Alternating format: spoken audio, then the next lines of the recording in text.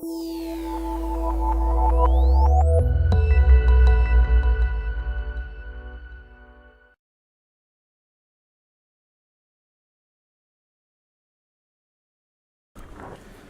morning, everyone. It's again nice to be here. I've been speaking in Virtual Insight, and this is probably the third time I'm speaking in the IoT conference organized by Virtual Insight. I think most of you are very familiar with IoT, but still I like to kind of touch upon very basically the things and our view in our few things that we are doing in IoT space. I would also like to share with you that I'm also a writer of a book, Industrial IoT, and it has got publications currently around 17 countries, not yet in India, and wherein I've covered largely the topics which the developed countries are already experiencing, and some of these examples also include India. Certainly this book is going to be available in India as well, and I'm expecting it will be around May. You will have an access to it. So, Internet of Things, as you defined, I would like to put things like, you have things, and things have been in existence for quite some time. Things are, like you have a router, you have switches, you have devices, and IoT is nothing new. We have had things for many years. Now, in IoT, what we are going to do is we are going to add an internet layer on top of things. Things means devices, so we add an internet layer on devices, and that's what the whole thing is all about. So the moment you put an internet layer on devices, which is things, you call it the Internet of Things. Obviously, it comes with a plethora of other things that needs to be done, which means you have an application, you have device, you have big data, other things as well. But essentially, what we are doing is we are adding internet on top of things. And these things that we talk about, there are four key, you can say, the drivers. So you have a people, you have a data, you have a process, and things. Things, again, I talk about devices. So anything that we do in IoT, it's going to impact or change a process for improvements. It will generate a lot of data, and it will also have an impact on people. And at the end of the day, what we're trying to do with IoT is trying to bring more efficiency in the system. And that efficiency is what is a key driver. Suppose we try to do anything. Today, suppose you're starting a project, you're doing a startup, you have certain objectives. So you have certain objectives in terms of making more revenue, or you want to do a cost saving project for somebody, and which in turn gets into more revenue. Similarly, so similar to any other projects, any other activities that you do, IoT is no different. So you look at, if I'm going to do some automation, if I'm going to do anything, it must either bring more revenue on table. I'm looking at more from industrial perspective, bring more simplicity, make processes simple, and make things more sophisticated. So from industrial point of view, all industries, wherever we talk, and I will, my slide covers some of the things that we've done in India and our discussions with some of the Indian companies. When we start the conversation, people are very interested in talking about IoT. But what it boils down is, what will this mean for me? That means whether it's going to give me a cost saving, whether it's going to give me a revenue, or as my friends pointed out, some of the things that is currently not being done because humans have a tendency of missing out things. They generally are, by nature of work, we don't get into those nitty-gritties which are very important, and which is where devices and things generate data, and the processes makes it automated and make sure that efficiency is maintained in the system. I think there are enough projections about the number of smart objects. What message I wanted to convey through this slide is we are halfway through. That means if you're talking about the projection, this data is around 50 billion smart objects, and we are today sitting in 2017. Probably we are already covering around 30 billion devices, smart objects. This numbers means that we are halfway through in the journey, and obviously there's more to come. But out of 2020 plan, a lot of these devices are already available in the market. We are an operator, and we can look at those numbers and obviously in short terms, you will also have this data available with GRAI. But there are enough things already available in systems, and there are enough work already happening it. So let's say, tracking has been there for a long time, and everybody knows vehicle telematics is a very standard use case, and it's in use. Now, we used to call it as an M2M, that was machine-to-machine communications.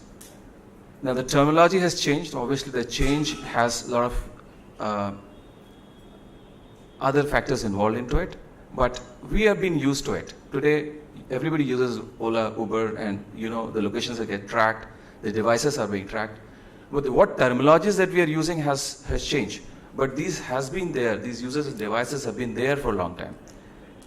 Now, I think my friends talked about, I will just move around this numbers, because I think these numbers is something which will change basis on how do we implement IoT in India. But yes, what we think that numbers are big, and these numbers will actually multiply because of the initiatives that government has taken, because of the things that is already happening in marketplace. But what is more important is there are certain segments that's going to do a lot of contribution to this number. And this actually data has come from the sources. The data source has actually taken a global benchmarking, and the things which is going to contribute most, in my view, probably is a smart governance and a smart security systems, which is already there. You have ATM monitoring, is a very important thing for India. Smart infrastructure, smart transportation, smart healthcare, smart building, smart energy. These are the top factors which is actually doing very well internationally. And I would believe is that India would not be much different from that. Obviously, there will be a different use cases. And we are already doing use cases, and later part of it, I will share some of the use cases which we have done successfully. And we have created a global benchmark as well. So, obviously, because the drive from the smart city perspective, there will be a move towards smart city, and that smart healthcare, smart infrastructure, there will be move from government. But at the same point in time, we believe is that the industrial users, so there are two segments. One is you have a government segment which is driving projects like smart city. There's an enterprise segment who see that, okay, IoT is going to give me some value. Because I implement IoT, because I implement these sensors, I will gain some benefit. So I'll just share with you a very interesting thing. I was in discussion with a company who's in trucking. And the company used to own a lot of these trucks and asked them what is the main pain point that they have in the system. And they said, the owner of the trucking industry, the guy said, look, I have a problem of the utilization of the vehicle. Because many of the time when a truck starts, it goes for some time and then stops. And thereafter it starts and then again stops. So I want to know how will you solve the problem of, how will I get a better return on investment on my investments that I made in trucks? So can you improve? Generally, the return is 8%. So the dialogue on IoT actually took us very far. So they said, I want these things to be improved. Can you improve the efficiency from 8% to a better number? And we started analyzing the problem. This is an Indian company. I can't name it right now. Then we got introduced with the guy who do the financing of the company, the financing the truck. And he had a different problem. He said, look, I have a problem because every time we do financing of a truck, which costs around 18 to 24 lakh rupees, 0.5% of truck evaporates. I'm not able to track it. So I have sold it, I have financed it, but somehow 0.5% of the truck evaporates and I don't know where it is. So that's a different problem. Then we spoke to the guy who insures this, and he said, look, the financer has done a financing and I'm the insurer. I also face the same problem because the truck at some point in time gets into an accident, and also at some point in time it evaporates. That is a real problem. So what we did is to analyze this, things, because we're working for the solutions. We felt that unless you're the SU of it, unless you experience it yourself, what problem it is, you won't be fixing it. So the team of us went for a drive with a truck driver with the real, goods laden in it, and came from Delhi to Mumbai and figuring out what is the real problem is. So what I'm saying is, in order to solve the problem, and obviously we are solving the problem, and to a large extent we solve the problem, but we solve not only problem for one guy, we solve problem for 5 people. So one was a company which was in finance. So he was financing, a big financer for a truck. Second was insurer. He's insuring the truck, and he wanted to make sure that the number of accidents, the number of evaporations reduces, the theft also reduces.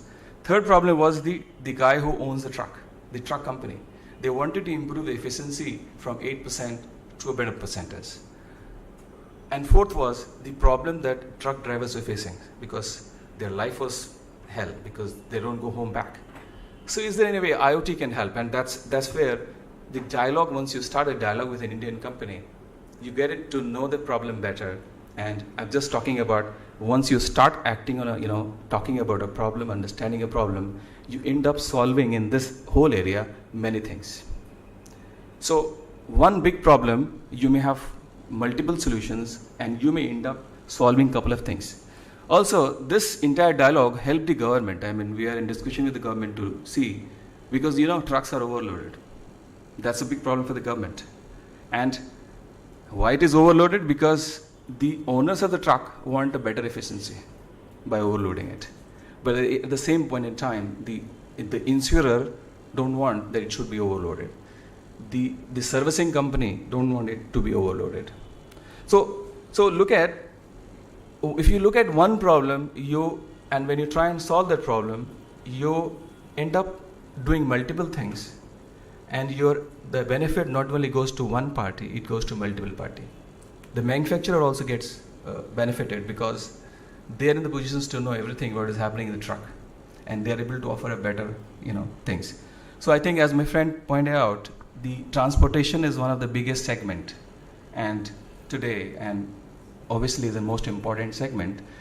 And if you're able to focus on that and make it better, you will be in the positions to improve the entire efficiency of that system as well, and also the life of the people. It's not just about losing a job, but also about improving their life. So think about a truck driver going back to the home maybe every day, every night, and think about currently he goes home once in a week.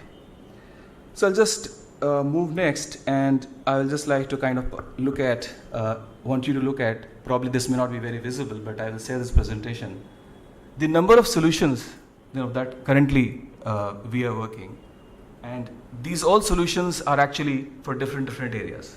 So let's say for public sector, connected city, connected public safety, manufacturing, there is a connected factory, energy and minerals, transportation, B2C. There are multiple applications. So if you talk about numbers, these numbers will be as many as the number of applications and IT systems exist.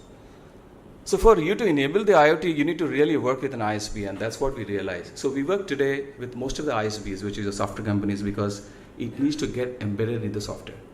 Because we are an operator, right? So we enable connectivity. We provide the platform. But who enables at the end of the day is the ISV or the vendor who's actually making some change in the software, in the program, to make it more meaningful. So we as an operator and also the core platform provider work on all these use cases, and these are just the initial list. But at the end of the day, it is the end partner. Suppose there's a small partner or a vendor who's working with you on a particular area. Now he wants to implement an IoT and make it enable. So what we can do is we can enable that vendor or partner so that he has gotten access to the APIs and relevant, you can say, knowledge, so that he can improve your system and your applications. So that has been a strategy, and I believe that these are just a primary list of applications. And even if you look at the smart city project, there is not even, this list may probably be still incomplete, because the kind of use cases the smart city talks about is still humongous, and there's a huge scope for everybody. So as I was briefing you about my experience with the trucking industry. So what we do is we start discussions when we say there's an IoT, so it's better let's discuss, and then we prepare a business. We get to the business pain points, like the way I mentioned about trucking. There are different pain points, but when you analyze the whole pain point, you get to a different area altogether. And then we try and solve the solutions. So I think this is going to be more relevant for others as well. 2 years ago, I just wanted to kind of touch upon our partnership. So 2 years ago, we formed a partnership with Aries and Tech Mahindra. So the basic reason for this was that no one solutions actually works well. So if you have a very, you say this is my solution and this should work for an enterprise, that way things don't work in India. So you need to do a lot of customizations. You need to really get into to work with the enterprise and make sure that that thing works there. So since we were not having the core skills of a software development, so we partnered with the companies called Tech Mahindra, and since they were an ISP, and also a company called Aries. So they are similar to what Jasper is. So there's a platform. And what we did differently, I think is very important to know, is that if you take your entire traffic of network traffic through a normal route, probably you are not doing the justice for that. I think government is also releasing a shortly paper where all the M2M and IoT SIMs will be 13 digits. So what we did is 1.5 years back, we implemented this and we created a separate HLR. I'm not sure everybody understands this room, but separate HLR for the IoT business. So that means when you are a person, you are getting connected, you get connected to a different HLR, you get connected to a different switching system, and when a machine gets connected to my network, it gets connected to a different HLR, and it offers you a different kind of security, and it offers you a limited access, and it also has a self-filling capability. So you won't be able to send a SMS, you won't be able to command it, you won't be able to do things which you normally do with a SIM card. So suppose an advertiser just gets to know your SIM and he starts calling you, you get a call, but that won't happen on those SIM cards. That won't happen on those, SMS won't get delivered on that unless there is a system related things. So we created a separate infrastructure which include the HLR, AOC and other things, and also the application stack and the development platform, so that we enable the smart city and movement. Also we enable the enterprise application development movement, and we created a kit. So if you are a developer or if you are from a system integrated profile, you can get this kit and it's a developer API and you can develop and write your own programs. So those initiatives we took in 2000, started taking this initiative in 2015, 16 we got matured, and 17 we did a lot of use cases, which at least set a benchmark at least in the world. So we did one of such pilot I discussed about the trucking. This is another thing we did, IoT in the blood bank. So currently India has got around 8,500, close to 8,500 registered blood bank. So these blood banks are registered and they have a license to operate, but there would be certain blood banks which may not be registered as well. So what we did, this was a healthcare, and I think healthcare is also a very, very important segment, and blood is very important. So we automated the entire blood bank with the help of IoT and sensors. So if you go to, I'm not in the positions to name these clients, but these clients are very significant hospitals, and they are well known in most of the metros. So we automated the entire infrastructure for blood bank, and we had a lot of sensors because that blood needs to be kept in particular temperature, and if the electricity supply fails, there's a lot of things to be monitored. In fact, your blood needs to be tagged with RFID. Not everybody tag your blood with an RFID chip. The incoming of a blood and going out of a blood, and making sure that the status of the blood as and when it is required in operation theatre is made available to doctor in the fingertips. So as and when the incident has happened, right from the operation theatre to the blood bank, the doctors were able to communicate what do they need. This was actually a very big transformation in the blood bank industry. It's a very niche area, and personally, since I have actually spent a lot of time in the IoT space, I didn't see this use case fully working. So probably we were the first country in India where we made these things happen, and it is working very successfully for the last few months. And by looking at this, the healthcare industry also understood the importance of IoT. Now, all the big hospitals, you name it, Apollo or Max, other hospitals, they're all trying to use maybe from us or maybe from somebody else, because if an automation has been done, and it is going to give benefit, and we would happy that we have a competition in this area, should take these things and sure how this can improve their productivity, how this can improve the efficiency. So this is a very important milestone for us, and we did this. Along with this, we also worked on a couple of use cases on the healthcare sector, where a lot of devices. I come from a GE background, so I worked with GE and I worked in their medical systems and softwares. So personally, I come from medical background as well, and software systems. So I was very comfortable to deal with these situations and the protocol APIs which are supported by GEs. So we were in the positions to integrate with the medical systems and equipments very successfully for some of the large hospitals, and we offered. So consider a situation, today when you have a problem, you call an ambulance, and when ambulance comes to your place, you just put it onto the ambulance, and then there's no data communicated back to the hospital. The data that is generated is mostly lost. So when you are in a problem, data is generated, but think of the data getting lost. When you reach to the hospital, you don't have the data. What happened to you during that? Because that's a very precious time. That 30-minute, 10-minute or 20-minute window may even become a lifesaver, and if it is not kept correctly, you may end up losing your life as well. So we worked with some of these the companies who operate, and also when we started analyzing the problem, because then we realized that the company who runs the ambulance is different from the company who actually, takes your order and the hospital. So there were actually 3 entities involved.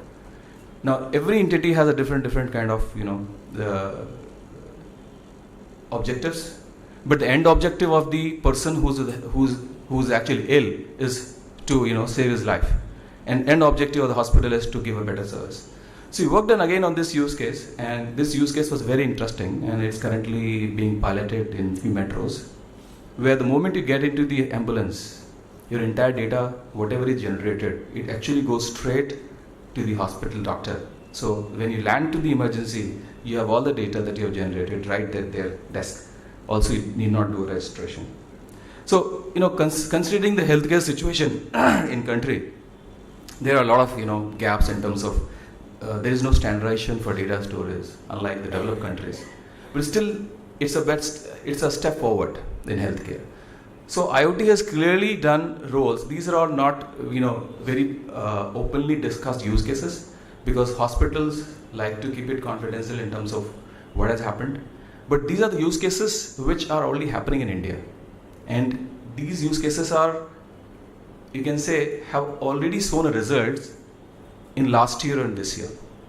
So we see a success, and we see that these enterprises, the large enterprises, they are not just the hospitals, they are even the manufacturer of the devices, the equipments. They have also got benefited. I can talk more about it, but I would like to just kind of hold on, because there will be many other use cases that is possible, because the list that I had shown to you is exhaustive. There's more than 80 plus use cases. But these are some of the high-level use cases which you may see a relevance. I just talked to you about the trucking. So this is what I saw when I was actually traveling between Delhi and Mumbai on a truck. And this is one of the image which actually I captured. See what is happening here. This is a real life example, and this is how India works. Truck is completely overloaded. Now think of this was a Tata truck. What Tata would think of if this truck is still under warranty. And also what government will think of if they want to penalize this guy. Okay, so coming back, I think most talked about topic, which is smart city and 100 plus cities.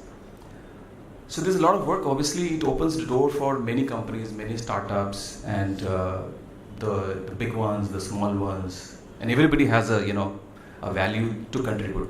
But what I believe is that even this 100 smart city project, if you roll out, it won't be the kind of funding which is available. Even it is not sufficient for one city. So there's a lot of automation, and there's a lot of scope for individuals to come in, because government cannot automate the entire city like Delhi or Mumbai, because it requires a huge amount of capital investments. And I've also written a paper on this. Maintenance is the key for the success of a smart city.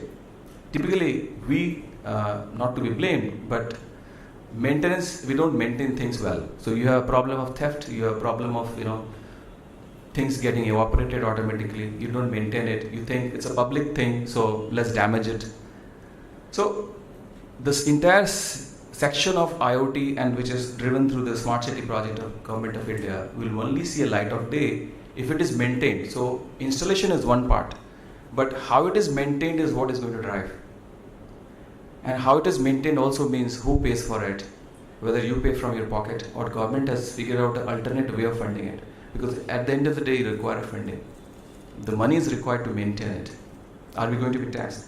So those questions are there, but obviously at prima facie, we see that there's an opportunity, and this opportunity is not only for big ones, it's also for small ones, and it opens doors even for startups to get part of it.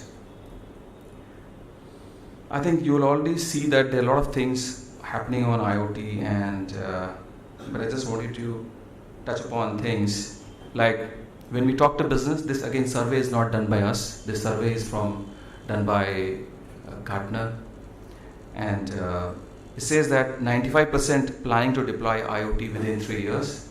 This is a global data, not India specific. But 95% of corporates are planning to deploy IoT within next 3 years, which would mean by 2020. 63% fall behind competitively. So people think that if they don't deploy it, they will be behind the competitions, and therefore they need to do it. So it's also the competition thrust. And 15% people feel that there's a need for governments to, adopt the IoT. So obviously, we feel that over next 3 years, 3 to 4 years, you will see a large number of enterprises getting into discussions about IoT and probably they would also have an IoT strategy. Today you have a digital strategy. Similarly, many of the organizations would also have not only a digital strategy, it will also have an IoT specific strategy for their organization, especially the 6 sectors which I talked about. Is healthcare is going to be one of them. The transportation and other industries could be another one. There are other use cases also available where there's going to be used more for productions, manufacturing. All these things are also going to be available. So you will see that there will be some early adopters, but there will be certain number of industries which will adapt but little later. 6 or 7 industries which we think is going to be early adopters or already doing it is going to be transportations, healthcare, manufacturing, the consumer services, the government. These are the high level things that I think. And with the government, I think most and last important thing is government is already planning for 13-digit number plan. So these M2M series and number series that we talk about today, or all SIM cards that you put on it and you use it. Once the government comes with a plan, you will have a more capacity and better manageability at the operator side as well. So that's expected shortly, and that will certainly help the industry as well as the country as well. So I think this is my last present page, and any questions, welcome. Thanks for wonderful inputs. They're genuinely good. My question is more on the current infrastructure. Since you're authoring book, I assume you will have had significant inputs on that. If I see today the current scenario, the moment I move out from Mumbai and I go to say Pune, so almost 10 times my signal goes off from my phone, and that's a problem, correct? And if I have a fleet to manage from the supply chain management perspective, so the kind of chaos it might take the moment I rely on Internet of Things. So one is futuristic view. Yes, of course we need to go for Internet of Things. So what is current? So it is from your organization perspective, whether it's Aircel, Airtel, Vodafone, or those providers who enable the service. So from that industry perspective, what are organizations like you, what are they doing in order to overcome the current bottlenecks and then be ready for the future requirements? I'd just like to clarify a few things on the expectation for a coverage for an IoT. So there are two kind of things that's there for IoT. So one is we divide as indoor. So there will be two kind of set of applications. So one is going to be indoor. So I talked about indoor like blood bank. We talked about within the let's say example manufacturing company. We work with a company called JBM, which is a OEM for Maruti and other companies. They use these things. So within this factory, you have a lot of tracking requirements. So these things gets qualified into indoor, and there'll be certain things which is outdoor, like you have a trucking I talked about, and other things. See, if you look at global benchmark, I think mobile network is not the primary source for communications globally. So if you look at, okay, fine, is the mobile network primary source of communication globally for IoT? The answer is no. There are so many technologies available, and let's say LoRa is one of them, which is low range. This LTE also offers a specific method of communication, and which is again a low range. Because GSM or 3G or 4G, if you talk about, they are not the right technology on which you can ride for a long term offering the services. So if you are using the current infrastructure of the country and say that this is the infrastructure which will actually drive it, the internationally does not happen. So internationally, 91 to 9, depending on the country and the range of the spectrum available, probably 90 odd percent or maybe more is not on GSM. GSM only contributes 5 to 8% if I look at global benchmark. So that is one. So there will be technologies, LoRa, for example, there are some of the operators already rolling out. So that is one. There are Sigfox is also available in these things. LTE variants also support these things. So you will have these variants which will come more from network standpoint. The other point which I want to also touch upon for the audience to know, globally the average consumption, leave out very high users internet use case, the average consumption of a per SIM on M2M or IoT is not more than 5 to 10 MB of data. So if you're designing an applications, I just actually asked to leave two things, which is surveillance and some one or two more. You will not have very high consumption of data. Secondly, the IoT devices and applications don't communicate every time. So they don't just send a request and receive a request. So they send and receive a request on intervals. And SMS is also a very good example for communications. You can use also SMS to communicate. So the use cases that are currently happening are on these lines. And but if you ask me, is this the technology, is this the thing that will be long term? The answer is no. You will have other technologies, you will have better superior technologies, people are deploying these technologies. In fact, many of the partnership, we are also deploying these technologies. For example, if it is a coal mine and within the coal mine you have to track certain things, your GSM network is not there. You need, and also the consumption of power and battery is so used, you can't charge the devices every day. So you have a challenge of power and availability in life as well. So these technologies will probably, will be used in some indoors, maybe in combination in some use cases, but you will have better network that people are working on it. Good morning, Uttam. So it's a bit similar question actually. So IoT is implemented or being implemented in India to provide a lot of these smart services like the smart healthcare, smart cities, smart transportation, something, right? So to provide these services, definitely there are a lot of challenges, a lot of limitations from network end. So those all issues or the challenges are being faced by the telcos, global telcos, Indian telcos. The similar question is, which are those 5 top the limitations or challenges being faced in terms of the IP address management and the billing management? Okay. So every operator or provider has a different way of handling it. So when we started, I will tell you, we looked at various things and we said that the current billing platform that you have for operator, customer billing or enterprise billing is different. Because when you offer an IoT service, you need to have a separate billing. Because IoT devices, they need self-healing. So it has gone out, it must be able to detect on its own, and it should be able to fix that problem even before the human discovers it. So when we develop these platforms, we develop these functionalities and features. It's a separate billing, and it does not, come with a kind of, your customer billing or enterprise billing, and it has got, pooling. So you say you don't buy number of SIMs, you buy X amount of data, you buy X amount of numbers, and basis on that, the system generates the bill.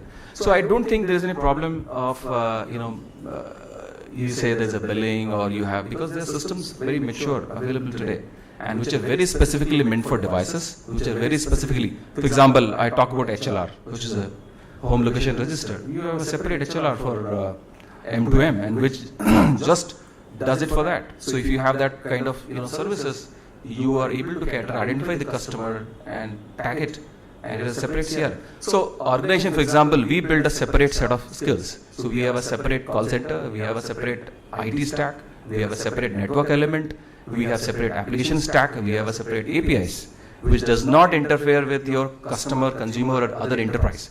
So you also have separate VPN, because many of the enterprises won't even like to take a service unless you give a proper security, because security is as important. So you have to create that confidence, and therefore you need to invest in infrastructure which gives you secured communication, saying that you are using this APN. That APN is not shared with your normal customer APN. So they follow a different path, this follow a different path. You will be able to offer, for example, if I'm talking about blood bank monitoring, how critical it is for a hospital. So if they are able to have a confidence, again it's an indoor, so they are able to have a confidence, then you would have to do certain things. Security you must have a right communication, you must have efficiency, and you should, application is fully secured. And it should work very well with their network and their, kind of systems that you have, which requires a customization as well. So the IoT, I believe, is, if you talk about application platform system perspective, is not a challenge. If you talk about network, yes, we can say yes, there could be a challenge, but not a major roadblock. Because what people expect, that IoT would need a lot of capacity in the network side. The answer is no. Many of the use cases don't require huge capacity, and we have international data to sort of bless that, because it's a proven concept. There are operators like Sprint, AT&T, Verizon who have been offering the services. In UK it is being offered. These benchmark data are globally available now, and which says that if you talk about X use case, this is the kind of consumption that you will have. And whether you're using what kind of network and what kind of devices. In fact, what challenge, if you ask me, is about the right kind of, the devices available. That's, I would say, is the challenge at right price point. So whether the device that you're talking about, I talked about UBI, users-based insurance. So is UBI device that you're talking about, which is going to track you and everything, is at the right price point? Is it going to be in the range of 3,000 to 4,000 rupees, or is it going to be in the range of 20,000 rupees? And also the quality that it is going to be available, also the support. So the price at which you will be supported as well also matters. And whether it has been tested, whether it has got all the things that industrial grade. So we call it as whether you have IoT devices which are industrial grade available and industrial support. So just buying a device is not enough. Buying a service is sufficient, and that's why we come in play and we offer. I will not only give you a device, I will give you a service, I'll bundle it, and I'll also support you. So that is the model, is very important. And that's the key challenge, because you should be able to give a seamless enterprise grade service with an enterprise grade device. And that's most important for success. And one more question, the similar question in the same line. So we are providing a lot of IoT services. That definitely, are you thinking or seeing any limitations in managing the IPv4, IPv6 IP addresses? Because maybe we may need more IP addresses beyond IPv6 in the coming future? I think, as I said to you, that government is already planning 13-digit numbering plan. And I think there's a regulation from DOT as well, and the Department of IT, to have IPv6 fully tested. So I think there's a timeline that everybody has to comply, and IPv6 everybody is complying today. And obviously, as and when the 13-digit numbering plan is released by the government, everybody will comply to that. So I don't see there's a challenge from that perspective. And are we getting all the support, required support from Cisco, Jasper, or the other network support the providers? See, if you see a business, I think this question I can take you offline, but I would like to put things in a different way. If you do something, because it's a more of a business and strategic question, if you think you have revenue or you have a business model, people will come and do everything. So for IoT, I believe is world over, and it's not a doubt. There is a revenue model, and there is a I can't disclose the revenue that we earn, but it's a profitable revenue that people earn. If there is a profit coming out, people will support you, and why will not support them? Thank you. Uttam, can I take this question, please? Hi, Uttam. Thanks for your presentation. One thing which you said globally, cellular, 2G, 3G, this kind of technology is used only for 8 to 9%. Now, I need to understand one thing. When we say IoT, there are two use cases, as you said. One is indoor and the second is the outdoor. While I understand those 8 to 9% definitely is not there for the outdoor use cases. Can you repeat again? So the cellular technology which you said, Yeah. around 8 to 9% globally, people use for IoT deployments. Is it true even for the outdoor use cases? See, if you look at that's what the global benchmark data says. So But global benchmark doesn't differentiate between the indoor and outdoor. yeah, that's right. But the data says that is only 8 to 9% is being used GSM network. So there are other networks available. So you will have a Wi-Fi. For example, I'm just giving you smart city project. We did a smart city project and we are currently doing it. There we are not relying on the GSM coverage, because what happens is you have a lot of communication devices. For example, we are talking about managing the street lighting, and we are talking about managing some other things. Not every device is talking to will have a GSM chip. It's only they communicate to the one central box, and that central box can communicate even using Wi-Fi on fixed internet. So you have options available, because there will be communications channels available, but may not necessarily be on GSM, but it may be on some other things. You may have it on Wi-Fi, you may have fixed internet, you may have on other networks. So not necessarily they will go with the GSM, because that may not be the most preferred way of communicating. Because if you have an alternate available, communication is what you need. You need to get connected to a server. That can happen through a Wi-Fi. That can happen through any other mediums. So not necessarily it will happen through a route that we prefer. So there will be other options already available, and I'm sure other advanced countries are also using some other methods of communication. They are rolling out LoRa networks. Some of Sigfox are there. They are using LTE variant for this. So that's a global data, and obviously you can search on internet and you can get it. But in India, probably it may not be the true. So we will still to see the value. But in India, probably it is other way. It's 91% is GSM or similar technologies. Maybe less percentage is going to be something else. So that's a different data. So India may see a completely different thing, but that's a global benchmark data. Yeah. So what's your view on permanent international roaming? So I see that a lot of debates happening today, whether the vehicles coming from, say, Germany has inbuilt connectivity. Yeah. And the debate is on whether we should allow those kind of permanent, roaming in India, riding on, say, an AT&T on Sprint network. Right. So what's your view on that? Not as an industry alone, but as an, individualist for the IoT. Do you think that's good for the innovation? See, I believe that a lot of these manufacturers, they have different SIMs, and once they ship the car, they come embedded. They also support embedded SIMs, right? So which means that they have pre-burned those configurations for their network, and it works there. I think I cannot comment at this point in time what view that Indian manufacturer will take or foreign imported cars will take. But yes, we are also working on the embedded SIM. There is a regulations which government is working for embedded SIM. And I'm sure once the embedded SIM is cleared, because DoT is in the draft stage at this point in time, once the draft is finalized, you will also see embedded SIM kind of things coming in India, and then you will have an option to choose Indian operator as well. So once that regulation is cleared, probably I would look at, they should be in the position, we should also be able to offer the SIMs on an embedded format. So that may be a little far off, but not too far off, because there's a lot of discussion which is happening in DoT at the moment. Thank you.